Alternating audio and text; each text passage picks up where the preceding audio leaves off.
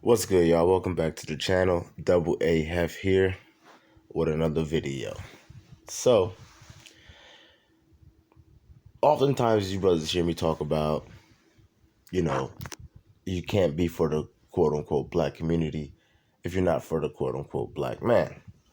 And with that being said, I put actions that addressed situations regarding the quote unquote black man.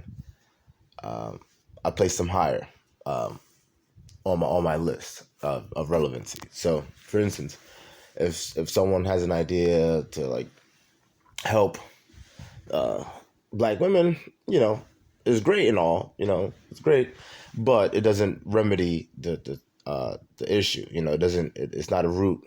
It doesn't address the root. And obviously, you guys heard me speak at length about the root of our problems. Because our problems are very dynamic, and multifaceted. And with that, there's different ways that we can approach it. But it's my personal opinion that the best way will be first to reestablish the quote unquote black man. And then once he's reestablished, then we can, start venturing into other things, that are also going to be pertinent. Now, I know that there's people out there, mainly brothers out there, that have a different approach, have different, ideas. But that's always going to be the case. And that's fine. I'm not knocking anybody else as long as they understand the importance of reestablishing the quote unquote black man. Now, if you get that, then everything else, is what it is. But you can't be one of these black woman is God type dudes. That shit just really cracks me up. We can't be, like a Umar, like, oh, I'm worried about the quote unquote black boys. Oh, I don't know, my issue. It's not really an issue, but you know what the issue is with that? Because a few brothers actually did ask me that. But my issue with that approach, the Umar approach, with I want to help the young black boys. The issue with that is these young black boys that you want to help are still in single parent households, still are ruled by their mother. So they're compromised. It's that simple. They are still literally living with these women. Okay, these hurt, battered women that when they look at their sons, they see the guy that they're not with. They see that trifling nigga. You know what I'm saying? That's what they see, and a lot of that vitriol comes out towards that young man. So that's the issue with that approach. Again, it's a quote unquote great idea. You know what I mean? Obviously, all of us, from the black man, black women to the black children, whether it be boy or girl, need help and assistance. But again, from my perspective, when we start at the root, which is the man, then he can help everyone else. Like for instance, if you are say you're in a goddamn car crash, right? And God forbid, knock on wood, or say like the car like goes off a bridge and it's like submerged in the water, and there's four people in the car. It's two adults, two children, right? Now, you're the only person that's conscious, and time is of the essence. Obviously, you have to wake up one person at a time. Obviously, so who do you choose? Do you wake up one of the two kids or the other adult? The answer is you wake up the other adult. Why? Because the other adult can then assist you in waking up the others, and then can assist in helping get the others out. If you wake up a child, that child is not going to be able to assist in dragging an adult out of that car, but vice versa would work. So you can do more if you attack the situation at its head, which would be the adults are more capable. And again, the same rules apply to this. The quote unquote black man, obviously from the ages of 18, or you want to go 17 and up, whatever, 18 or 17, doesn't really matter. 17, 18 up, right? These guys, obviously if they're not, well, we already know some are going to become the statistics that always get reported on, right? So we can't even count those. But the rest are going to live at least another 30 years. So in that 30 years, you can obviously teach them the significance of, who they are and what that means, and where they are in the world and in life. And then they can, for the rest of their life, 30 years plus, God willing, can then do the right thing. And then we don't need to have these quote unquote schools for boys, because the schools for boys are going to be in the households where the father and the mother are. The school won't be needed because we address the root. A school that Umar Johnson talks about is needed because these kids don't have nothing. They don't have a family. And I think in one of my last videos I referred to it, and I was saying that we need to get back to referring to things as they are. If it's a single parent, if it's a single woman with a bunch of kids, or just like a kid, or say she has two kids, two different baby daddies, or same baby daddy, whatever, but he's not there, that's a broken family. All right, it's a broken family. We can't just keep calling these things families. Okay, we can't normalize the abnormal. We already see what's happening with the LGBTQ. They're trying to call fucking two mommies and two daddies and all, and whatever the hell else they want to call a fucking family, and that's not a family. That's a broken family. Okay, so we need to keep that in mind.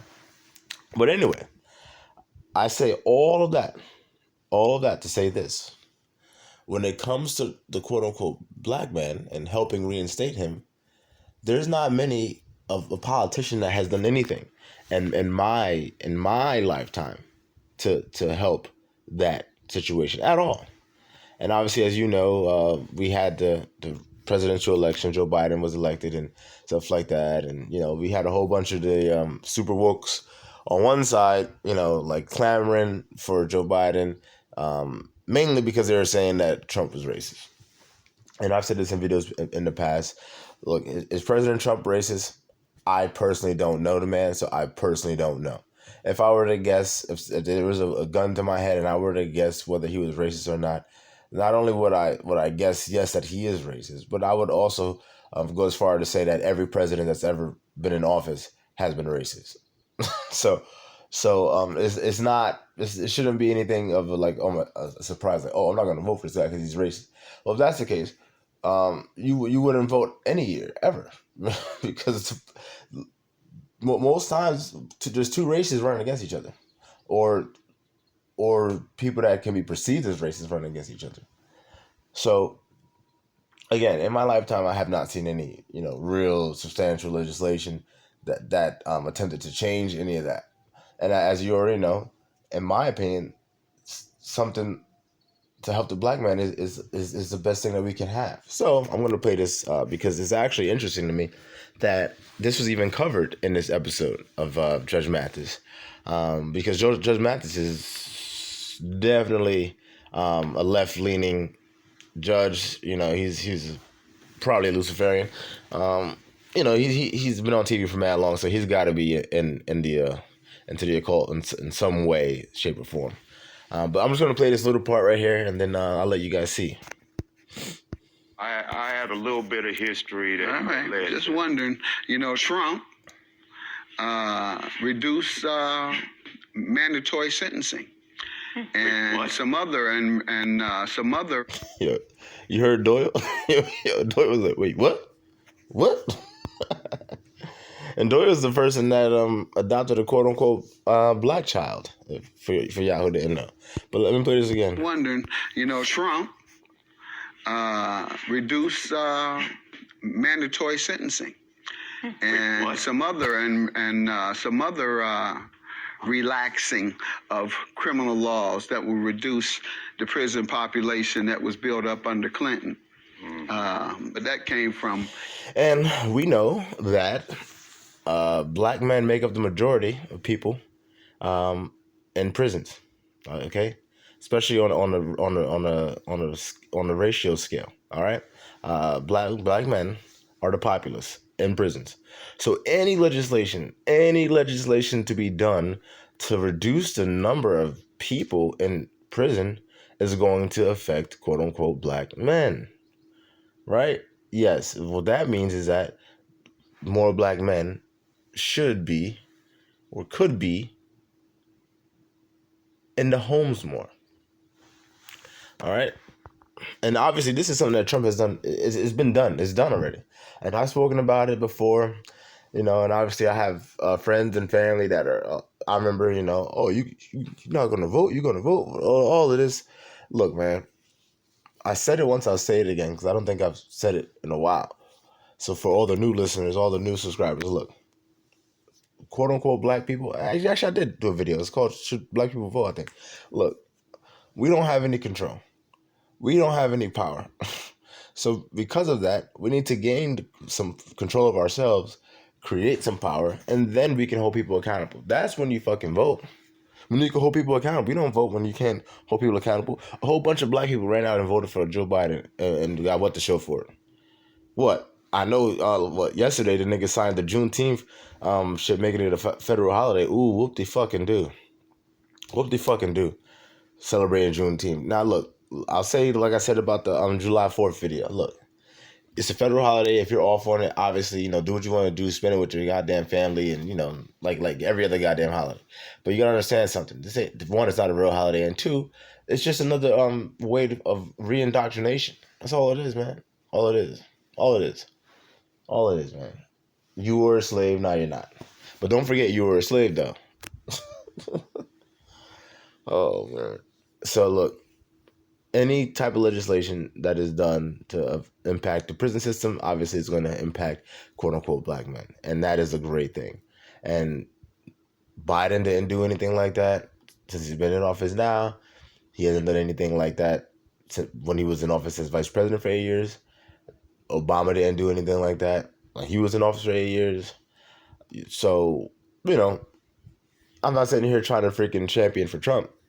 I'm just trying to make a point that we have to stop being pimped out so easily. And we have to start having an objective thought process on things, okay?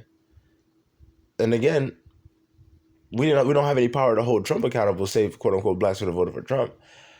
But at the very least, he's shown that he will do something. As opposed to these other people. Not only did he show, he said he would, and then he did something. So,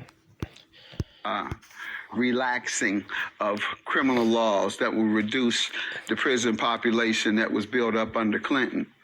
But that came from. All right. So, pretty much that is all I have to say about that video. Again, it was a very short clip because I was shocked that Mathis would even bring that up. I was surprised that Mathis would even, give Trump his due credit in that regard. Because again, most quote unquote blacks don't know that. Number one, number two, they didn't know that. They would try to caveat it somehow and say, oh well, he.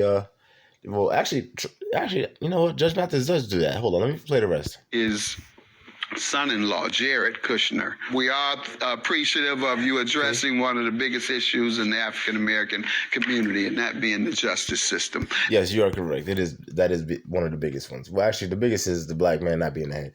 But then, obviously, that's due in part because of the justice system. But anyway, yes. See, he brought up Jared Kushner. So he couldn't even fully give Trump all the credit. Now, again, maybe Jared is deserving of some of the credit, but at the very end of the day, as president, if he doesn't sign it, he doesn't sign it. So it doesn't matter who the fuck did what. You know what I mean? It doesn't matter who the hell did what. Someone could have came with the best goddamn idea of all time for whatever demographic you want to name up, or for all demographics. And then, as long as it's on the desk unsigned, it doesn't matter. Period. So anyway, y'all, until next time.